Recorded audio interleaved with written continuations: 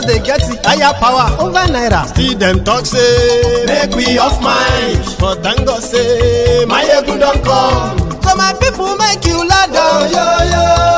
My ego don't come, oh yo yo. My people make we shout, oh yo yo. My ego don't come, oh yo yo. My ego don't come, man of the masses, oh yo yo. My ego don't come, oh yo yo.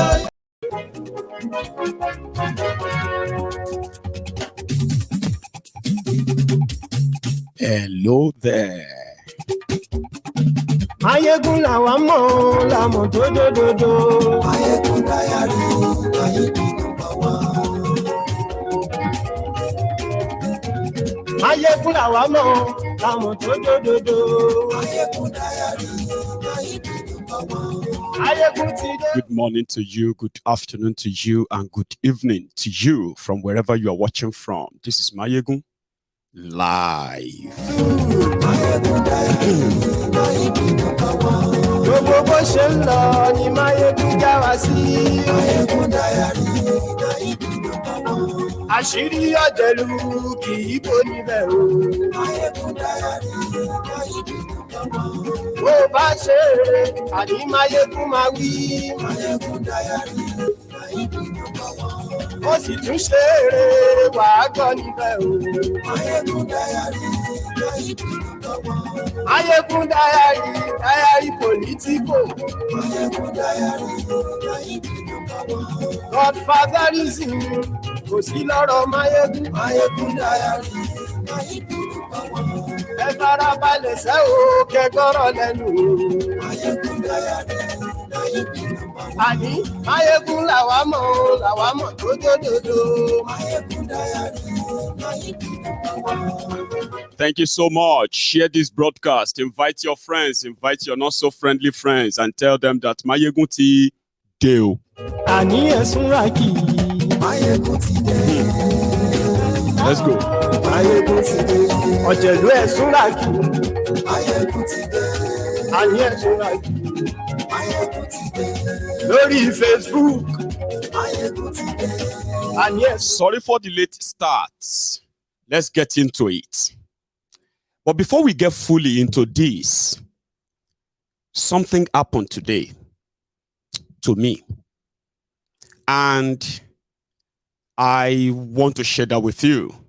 Because while I was battling with that, that was when I saw people holding an old man, dragging and dragging. Who be that kilo shaking? What did that man do you? So I'll tell you about that today. Peter Obi lost because of his supporters. Professor Wole Soyinka. What Obidients said about the judiciary is a threat to Nigerian democracy. Professor Wole Soyinka. When Tinubu become president, he should restructure Nigeria and share power. Professor Wole Soyinka. These are the things and other advices that Professor Wole Soyinka thought he was given. He was given. And so then drag him. But I'll tell you the story that eventually made me see that. So today, or let me say yesterday or 2 days ago, I did tell you that we could spend all night. We could, there's no rush. Because the family were supposed to be away for a short Easter holiday in Loch Ness, a place called Inverness in Scotland. Very beautiful place. I've never been there. Anyway, everything paid for, set, and all that, and they went. I was free. I just did do as I wanted. Until last night, when Agbeke kind of felt unwell. Okay, this was supposed to be a week. Everything paid for, build, you know what I mean? Like to and fro, transport, everything. I was supposed to just be free, But I decided I would go to Inverness today. So I traveled about 185 miles to On my way back, my car developed a fault. King Bugbele. Cut the long story short, I lost money. Then I saved money too. So while I was there, still battling with moto ta share motie. But you know, everything else works. But just it won't move. Okay. The people that fix cars, they came. The van men, they said, well, my insurance didn't cover breakdown. Now accident it cover. Now who choose them? Me? Why would I choose accident cover and leave breakdown? Was I thinking that, you know what I mean? While I was confused there, 160 pounds, gone. So van came. He said, now out of 4 cylinders, now only 3 they work. Okay. But can I still drive it? Yeah, you can if you can move, but I don't think it will move. But for us to tow you from here to Glasgow, 82 miles to Glasgow, it will cost me almost 400 pounds. 400. Well, I was kind of in that mood, right? So I grabbed the key. I make it, that one, I've already started crying, confessing where he kept money, where we can actually get money and pay for all of this. I know. Anyway, I grabbed the key, snatched it. I dragged the car to Glasgow. Just same way, my entire phone was filled with updates of those who were dragging Professor Wole Soyinka. Kini Professor Sokiloshe. It all started from advice like this. Let's start with what Professor said and why the Obidients are now saying that he is more confused. He's a confused old man. Let's start with this. Professor Wole Soyinka, waiting happen. Which part or what part of Senator Dati Ahmed's statement was unbecoming? Okay. Nearly the totality. Listen, the interviewer asked him several times. He said, what will you do if the Supreme Court judgment is against you? If the interpretation which you are offering about the constitutional aspect of this election, if it is against that of the Supreme Court and they find against you. And he kept saying, no, it's not even open to analysis. Because the word says and it's very clear. And the Supreme Court, in its wisdom, had better give this, in other words, his interpretation. I mean, this is trying to dictate to the supreme arbiter of the nation. Whatever you think of the Supreme Court, it is an institution we all revert to sooner or later. If not today, then tomorrow. If not about this election, maybe about the next election. But Dati kept saying, no, the Supreme Court has got, in its wisdom, to agree with me. That is what is known as fascistic language. It is not acceptable. And for me, it alienates people. It alienates even supporters. I know this for a fact. People come to me, you know how I relate to young people. I relate to those who have found certain problems with the spokespeople of this particular movement. I'm not interested in the other ones. Everybody knows the other movements. But there's a new boy on the block, as the expression stays. And many of us have been waiting for that new kid on the block. And so we have a stake in it. And wherever it seems to be going wrong, we're going to tell the truth to that new kid. And the supporters who also say they have allied thinking with us, that's all. But go and watch that tape all over again. Introduce that tape to any kind of neutral jury, members of whom don't even know anything about the Nigerian situation. Talk about body language, talk about vocal language, talk about the actual text of Dati's pronouncement. This is intimidation, and it's not acceptable. I refuse to be part of that kind of language. That was what Professor said. And true, when I look at both cases, the Obidients and Professor Wole Soyinka, with all due respect, honestly speaking, instead of seeing Professor Wole Soyinka alone, na corner they see for in pockets, and these are the arguments. When I told you that the way they are going to coordinate the level of propaganda, some of them will be coming out like observation, innocent criticism, and the rest of that. You know what I mean? Like, it's gonna be, what did he say wrong now? What did he say wrong? Well, here is something, okay? There is a kind of intentional silence of those who claim to be elder statesmen in Nigeria when INEC was running amok. Sure you get? And they are more concerned about reactions of the people, right? Who is like beating a child and then saying, why are you crying? Or this is how you should cry. Here it is. I mean, I was almost asking, where is Professor Wole Soyinka? Until I was like, why am I asking of him? He's an old man. Sure you get? Somebody who is nearly 90 years old. Normally, every young person, right, should know that, yeah, a revered man and all that, 90 years old man. I mean, I wouldn't take all their words, especially when it comes to today's Nigeria.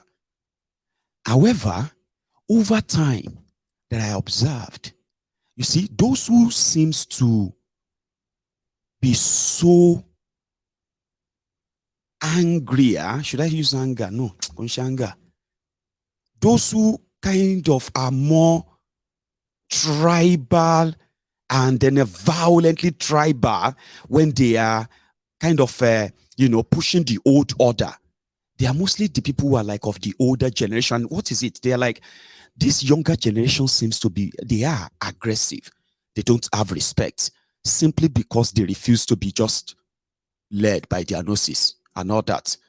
So everyone who is associated with the old order agreed that their problem with Toby is you, the Obidient. I mean, I've heard, some older people, they said, they would have actually, but the reason why they would never, they don't want to see all these young people happy, thinking that they have now conquered, they have arrived. It is like a generational thing, Abi.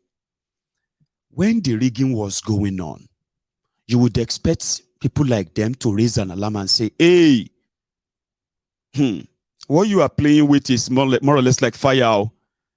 Those somebody like themselves, instead of gaslighting people.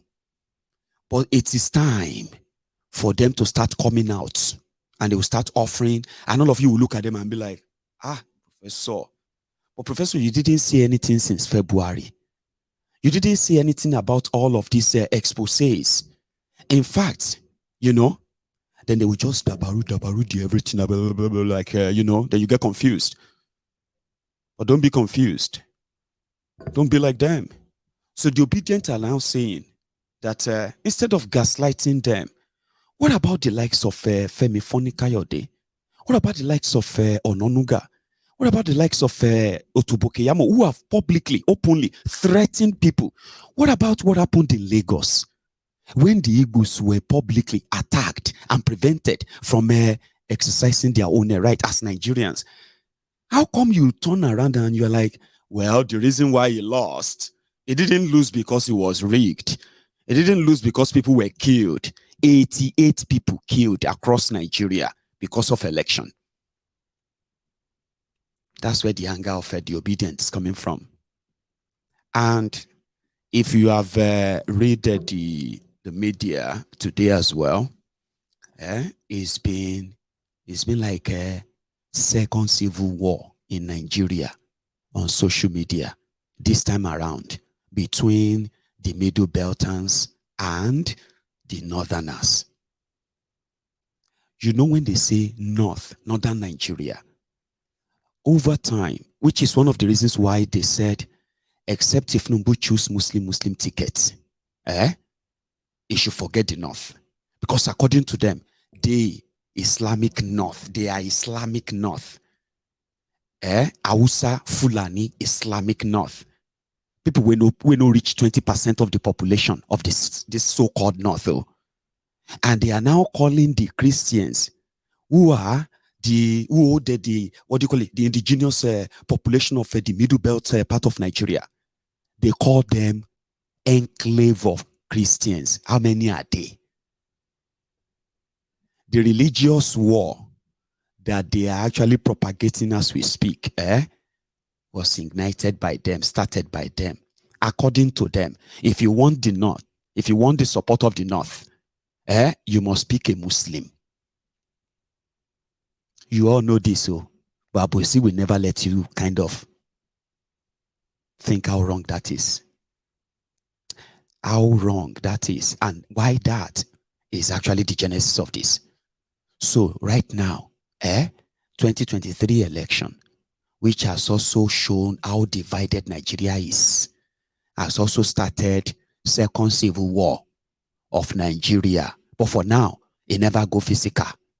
But they don't do what they call the Middle Belt of Nigeria movement. They are people. They are not Islamic North. They are not Hausa. They are not Fulani. They are indigenous people. And this time around, nobody should call them Northern Nigeria anymore. You either call them Kwara Rafa, Nok. In fact, they said the highest population of the people of the Middle Belt of Nigeria, which cut across all these states here. No thanks to APC. When you see APC, just say thank you. 2023 election, Muslim tickets that they are trying to blame other people for, point fingers, as further polarized Nigeria. And the young people, this, I'm talking about something so strong. You may call it, they are just jokers and all that. Until Lamido Sanusi said, Nigeria has never been this divided. He said Nigeria has not been more divided as it is now. Compared to when Nigeria fought civil war. Look at the people that actually make up the northern Nigeria, the indigenous people of northern. Now they are saying that they don't call us northern Nigeria. Nigeria have 6 regions, they are saying, Abi. No wahala. We are not dealing with that. The northern region, they call it Core North or Sharia North, and then northern region. Sharia region and northern region. So the Sharia region and northern region is between the Fulani and the Hausa. The Middle Belt, which is the largest part of the entire Nigeria, can't see history. Wait, I'm coming back to that Wole Soyinka. Sure you get this particular one. Interest me. Can't see how then they open history for themselves. They said, you see that part that is green, that they normally always call North Central. It is a political setup. The people they now said they are nothing. These are the people the Fulani called nothing. Because they are Christians. Most of them are Christians. And then traditional worshippers. Sure you get. So they call them infidel, kafirin. So they have managed, right, to infiltrate some of these places and ensure that they have hijacked power in these places as well to align with the caliphate of the north. Now, the problem now is this.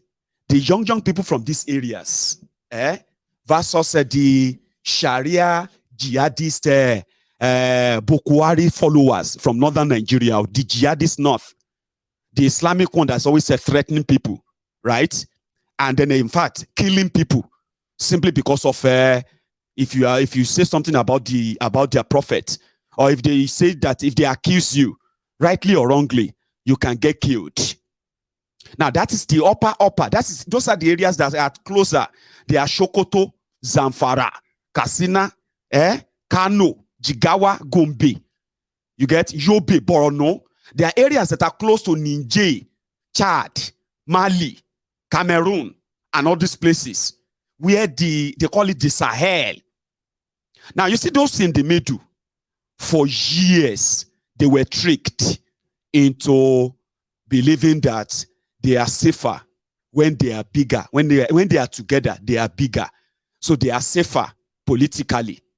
But when Ahmadu Bello was alive, sure you get, Ahmadu Bello, also a chronic, divisive, tribalist as well, historically. All of those who claimed, except for Azikiwe, all of those, including Awolowo, all of those who fought for the independence, or in fact, the first republic leaders of Nigeria, they were all more interested in their regional development than Nigeria at first. Sure you get. Now, Azikiwe want that, no, we are better. You know what I mean? Anyway, so after the Civil War and all that happened, where after the Civil War, that Gowon decided to, this Gowon became the head of states, yeah? And he decided to create states from regions. So what they did was that they now, because, Gowon is from Jos, Abi. Gowon is from Plateau State. Eventually, here you get. So, being the head of state, it was easier to say the Christians and Muslims, they are the same.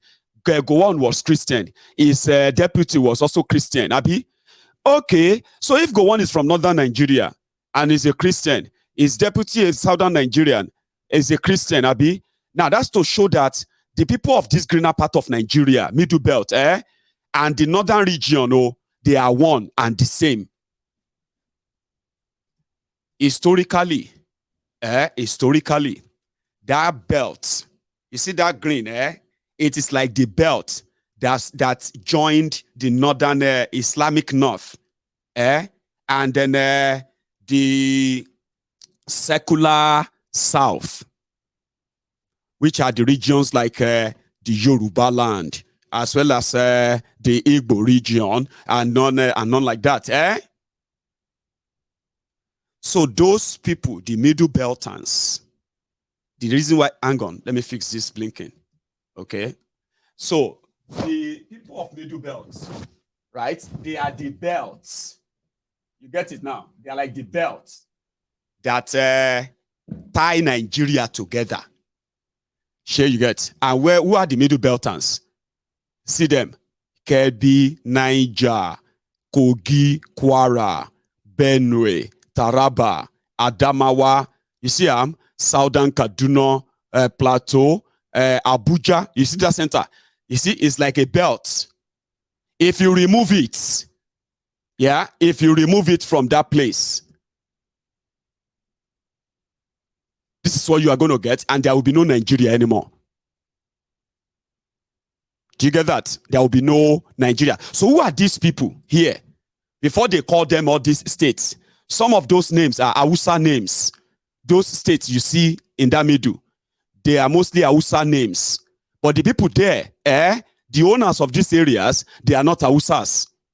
Now, you have in this region, you have the Berom, the Foron, the Gashish, the Ibas, the Irigwe, the Amo, the Rokuba, the Bujis, the Shawes, the Jeres, the Gusus, the Kuramas, the Limoros, the Tariyas, the Tangas, the Janjis. You dey listen? The Duzugas, the Duguzas, the Chocobos, the Rons, the Kuleres, the Mucheres, the Afizeres, the Bogom, the Jar, the Basharawas, the Ogas, the Myetis, the Taros, the Badawas, the Unwaguavus, the Priems, the Mupon, the Chips, the Fiar, the Tal, the Kadung, the Pal, the Bijims, the Kualas, the Pans, the Domax, the Guas, the Athens, the Attackers, the Jukuns, the Kohenoems, the Uoms, the Tel, the Miriams, the Piampongs, the Anagutas, the Goemais, the Baches, the Jarawas. You dey listen? These are not Hausas. These are the people that actually make up that belt. You get that? That belt. But they have presented them for years as northerners. But you see, 2023 elections, finally, you see, all these years that Fulani terrorists have been killing Nigerians, that you have been hearing a lot, Abi, especially the first time of Bukwari's government, when they were killing people in Taraba, Benue, Yobe,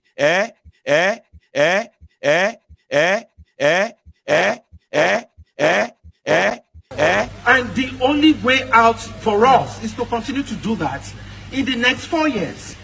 This particular aspirant, as you all know, you can go and check it, the records are there. This is somebody that has been arrested for spending fake American dollars in a nightclub in America. And he's been detained for months. And he knows that he has won mock shots for months before this whole thing was quenched. He's also known that he doesn't have the competence to do what he's being propelled to do. The records are there in Bagara General Hospital. This is somebody that has gone for rehabilitation before. We don't want to go too far, but we know. Are we not? Now the truth is this. We don't want to talk about all the things that we know, but we know that, our leadership should have a rethink. Oshoni, Ajeni, Elebologuni, Amanishenini, Afaimanishenini, Wafiinsile. So 2023 exposed that these are the people, right, that were being killed. Those belts you saw there should have been painted red, not green. They were those holding back the Fulani terrorists for years before they finally invaded southern Nigeria, and we started counting bodies too. So after all of that, somebody now said, that people are using religion. Okay? Some people are using, Obi is using religion to want to win election by telling those people that they say they are nothing, to remain nothing. Sure you get? That's exactly the plan. They should remain nothing. How many are they? Where are they? How many are they? You get gone. Why all this noise? The northern Nigeria. If all the people of northern Nigeria vote for one party, they are going to, they can elect president, this and that. The people of northern Nigeria they are talking about, here they are, including the people in the middle. So everywhere right now, fire for fire. We are not this, so we are not part of. Here you get. All of them are now teaching history. Omo, it go long go. So Sanusi said, Nigeria has never been this divided. Have I not been saying that here? Have we not agreed here that if all of us want to confess, in all honesty, blame everybody where you want blame? Or in your lifetime, have you seen Nigeria this divided? Now, let me tell you something before we fully go into this. Make we understand ourselves very well. When you are dealing with the Agbadorians or the Agbadomites or the people we simply known as the Lagos Abobakus, don't try to, you cannot change their mind. So don't try to say, I'm trying to, don't try. And by understanding that, there will be no much wahala. Don't try and say you want to change somebody with the supportive number. Why? Why do you want to waste your time? It's not going to happen. No. Same thing. Don't try to want to change the mind of people supporting the Obidients. Don't try. So in my own word, in this temple, I am not trying to convince anybody. I am actually here, right, to present the scenario as they are, point out where they are gaslighting one another, and quickly tell you, just in case, somehow, you get caught up in the propaganda, and by no means you suddenly begin to it's going to be agbadorite, abi obedient, based on all. Well, it doesn't really matter. So in my word, I'm not convincing you, okay? For obedient, when I come here, when I see when you press their neck and they speak out like baby, like that, I give you a thumb up, because I've told you many times, you are their karma. Keep going, keep pressing, don't stop. Anybody will tell you, say, make you stop, it no go better for them. The same thing with you, all of you who are sitting or standing on a call loose pampas or diapers. A lot of you have been resting in peace inside the house hole of Bokwari for years. If anybody tell you to change your mind, no go better for them. Change your mind, Dike. With that Nigeria, what will eventually change you, we change you, not that Nigeria. For now, the people that they have now decided, you know what I mean? The people that have decided to suddenly begin to tell us that some people are more dangerous. Not because they have attacked anyone, or sure you get, but because they may cause problems. I am going to replay that professor's message again. And I want to please, I beg you, if you fit make any sense, with all due respect, Chengbo, if you can make any sense, apart from Angono, apart from the fact that indeed, that statement said, by law, listen to this, that is not a lawyer, I don't know, but they have lawyers, Abi, and they have their petition, Abi. So he went on TV. That is Peter Obi's running mate. That he went on TV and he said, the Constitution says, before somebody can be president of Nigeria, they must win 25% votes in 24 states, at least 24 states, out of 36 states in Nigeria. That is two-thirds. Two-thirds of 36 is 24. Easy peasy, easy math. But the Constitution now said, and Abuja. It didn't say that person must win Abuja. It said he must win 25% votes in 24 states. Shongbo, and Abuja, and the Yenshalowadawa leba yense. And the everybody tifeso in Bokpa. Because of this and grammar everywhere, sand everywhere, senior advocate here, on social media, off social media, and the Yenshani problem. Because some are saying that the people who crafted the law, they did it carefully, intentionally, because they don't believe that somebody will win election all over Nigeria and they will not be able to win 25% in Abuja. Abuja have no governor. Sure you get. Therefore, any president that's going to sit in Abuja as president of Nigeria should be able to win 25% of the voters in that city. However, some sand, is interpretation of law. Are you with me?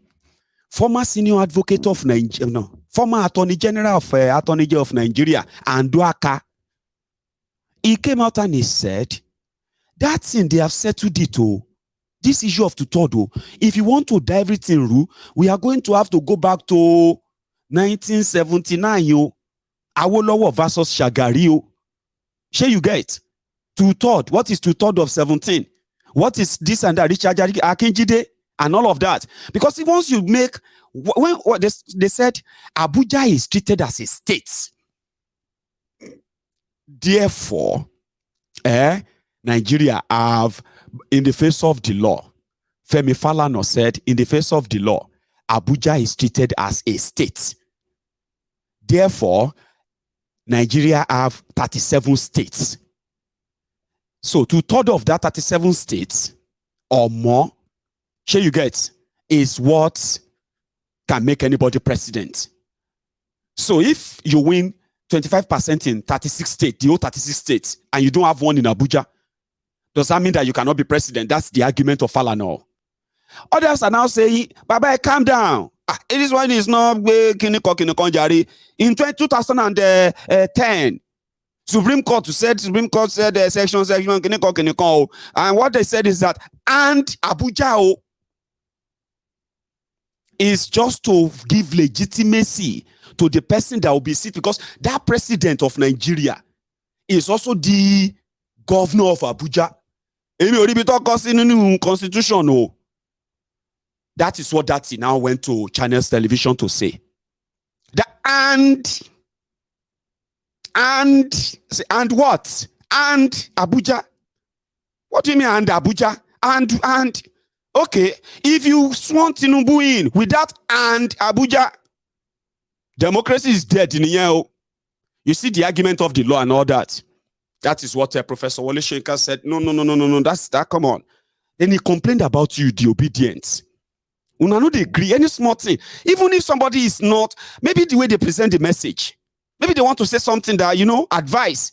If you want to give advice, be careful. It is better you be like Mayegun. If I won't call you Were, I'll call you Were. Sure you get. If I won't face you, I say she what? I want that now.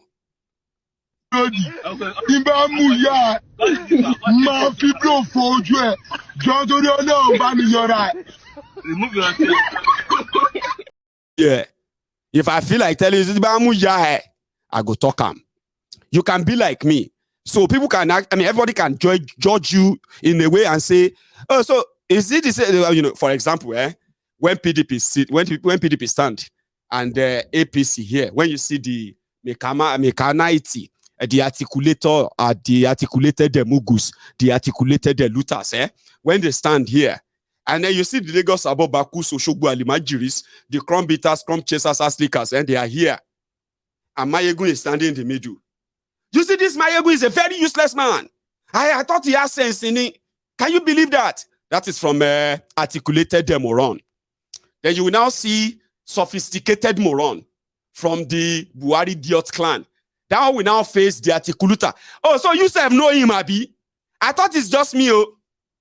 They will now agree. Both of them will now agree and say, this Mayegun is a useless person. See them, see two ways. Me uniting two ways every now and then. But let's talk it. It's argument of the law. Sure you get.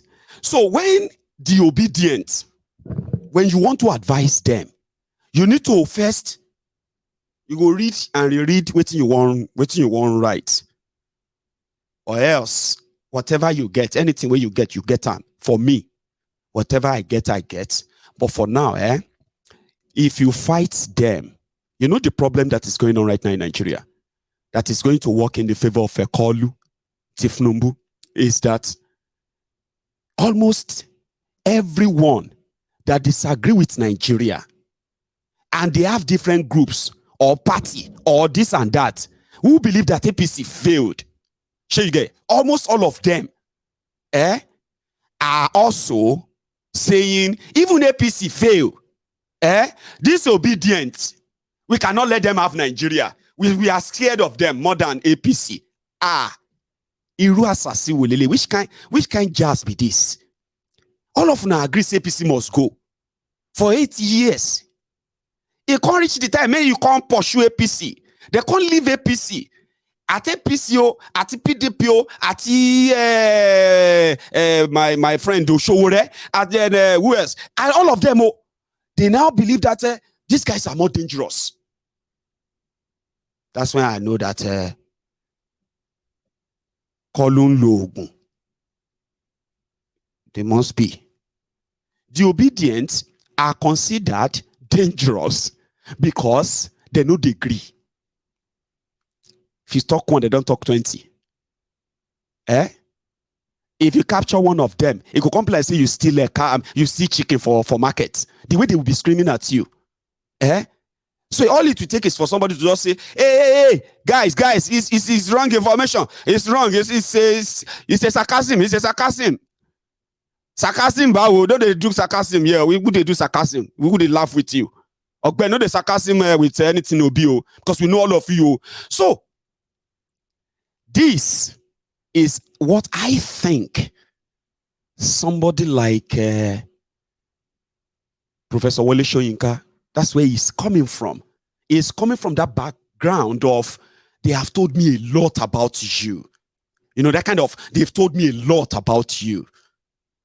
Not because I want to know about you. Especially, they said you are good, but your followers, they are very, very unruly.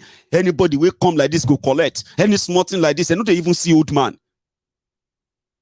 Irun Professor Wole Soyinka. Ni mo fi dá mọ̀ pé àgbàlagbà lon drag nínú láàrin crowd. I told you my car broke down today. It can't be like say I felt like na Boko Haram, na like kidnappers hold me. You know what happened? Once they are telling me you are going to pay this, we are going to pay that, and all of that. This Agbeke, I don't even know if she's not going to need some crash courses to visit Nigeria. Because she's never seen any kind of setback like that, I believe, in her life. Here you get. She was there. Calm down. Calm down. I'm a soroni. We will discuss. You know that kind of Ijebu in me, like Orolamaso. Let them come here. When I pick up the phone, when I finish that call, my first account enter overdraft. Red. I was like, okay. So when the van man came and he did, blah, blah, blah, it was like, he can't walk. But we have to tow from here to Glasgow. How much? How much? I said, Shebowe Pony. How much is towing vehicle? From here, 82 miles. If I buy 20 pounds fuel now, it will give me about 120 miles. I will get home and, let him come back, one pound per mile, maybe 82 pounds, maybe 100. The guy came back and he said, bad news. What's the news? It's going to be 388 pounds and then 60 pence. Or more. From that moment, I was like, Now, in that situation, in that my own dilemma, now from there, where they open my bonnet, they look. Now here I peep. Professor Wole Soyinka moving up. When I open my phone, why are they dragging Professor Wole Soyinka?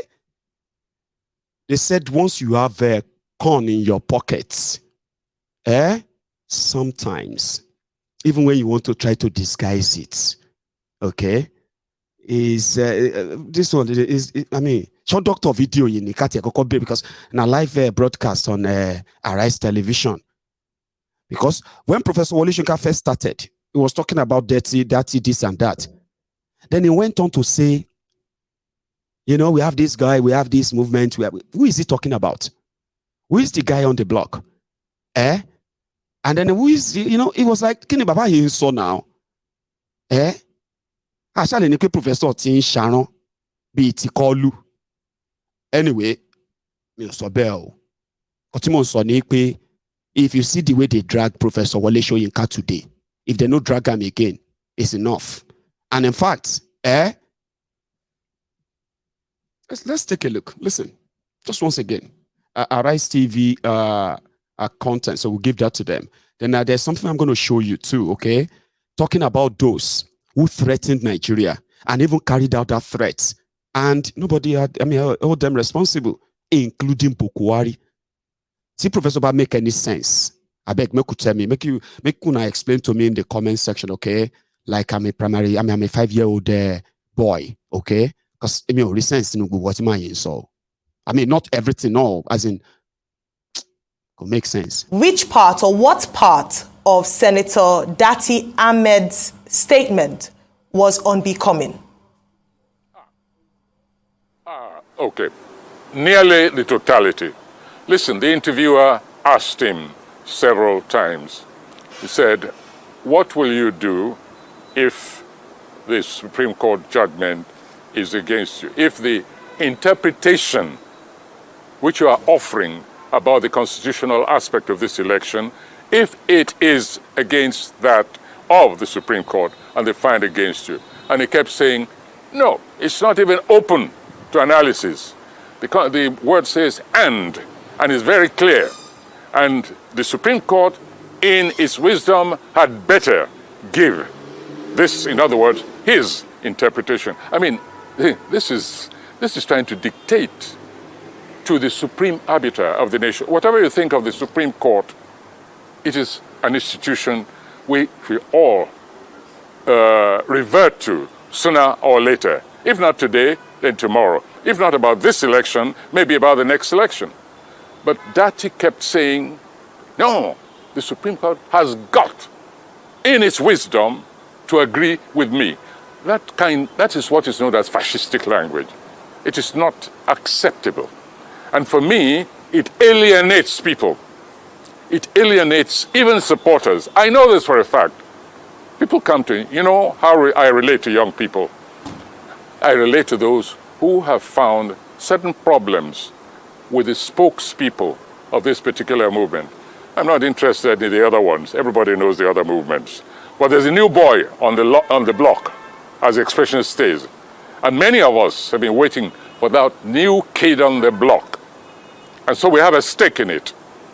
And wherever it seems to be going wrong, we're going to tell the truth to that new kid. And the supporters who also say they have allied thinking with us, that's all. But go and watch that tape all over again. Introduce that tape to any kind of neutral jury, members of whom don't even know anything about the Nigerian situation.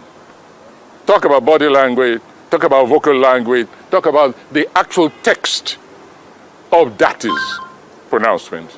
This is intimidation, and it's not acceptable. Do you get that now? Same line, same. I told you are going to be seeing them on media soon. Interviews. Sure, you get, they will be coming out. Oh, you are intimidating. Oh, you know what I mean? But the point here is this. It is called hypocrisy. It can actually do both. Condemn Dati's statements. And at the same time, condemn Tifnumbu, who failed to rein in his own thugs in Lagos and all over Nigeria as well. I mean, do them in a balanced way. People died. People were, this video, he saw video where he was, where the statement he made until he made a statement that the Supreme Court will do the right thing. And if they fail to do the right thing, right, and Tifnumbu is sworn in, okay, then democracy is dead in Nigeria. It's pretty much like somebody forced himself on the people and he says, go to hell, what are you going to do about it? Then you can't call that democracy anymore.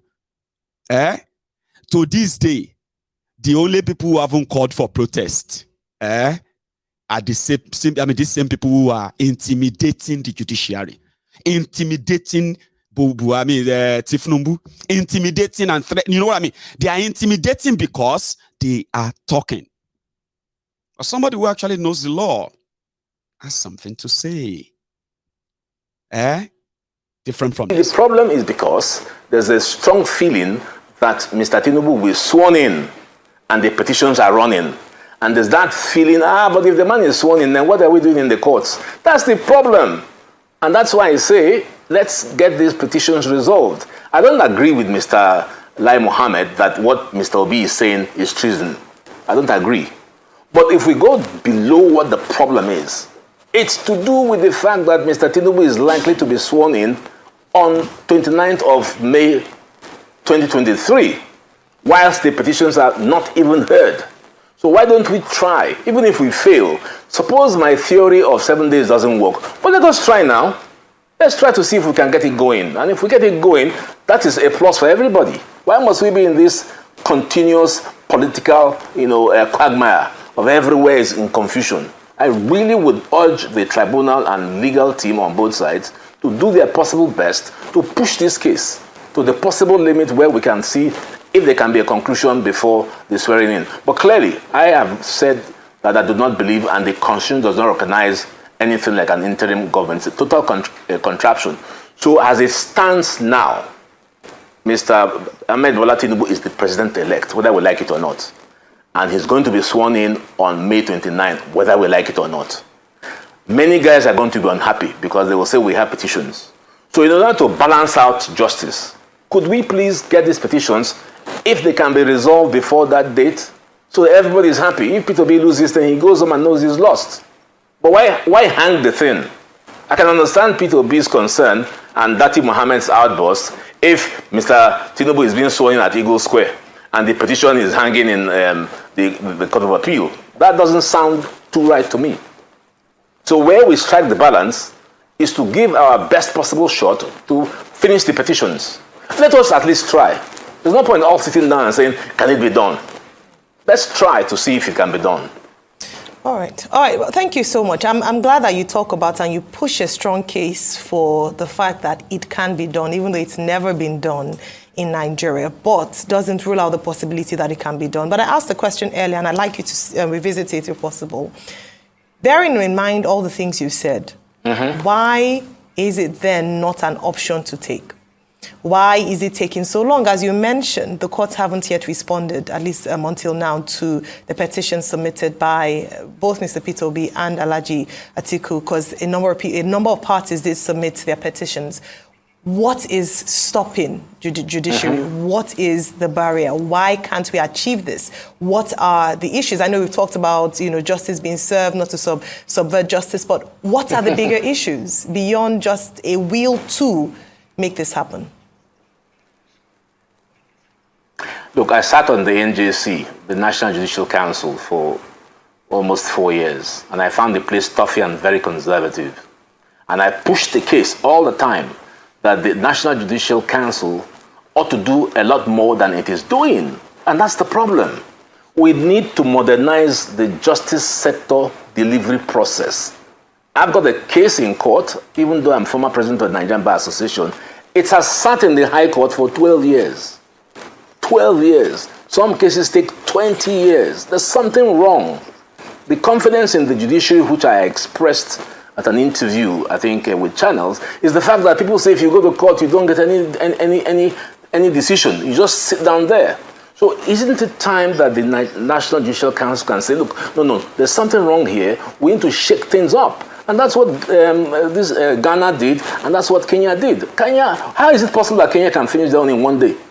And we can't. We have more judges than Kenya. We had our judges out in Kenya training people, sitting on their high courts. So why can't we do it? We're not doing it because of lethargy. That's all. There's no other reason. The elections were on 25th of February, 25th February to March 25th. This is going a month and a half. Nothing. That beggars belief, as far as I'm concerned. Beggars belief. So I appeal to our legal system to shake the entire thing up.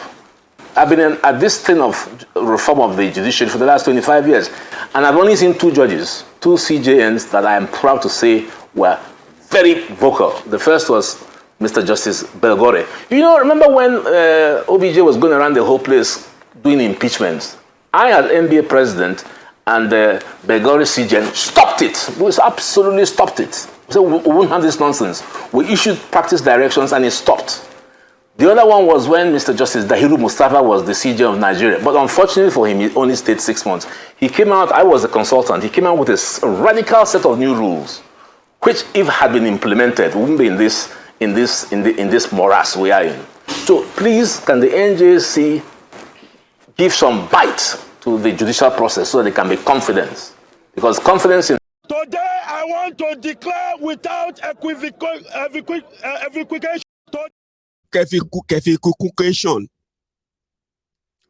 Do you know that? You listen to that, Abi, and somehow you agreed with Agbakoba. Those are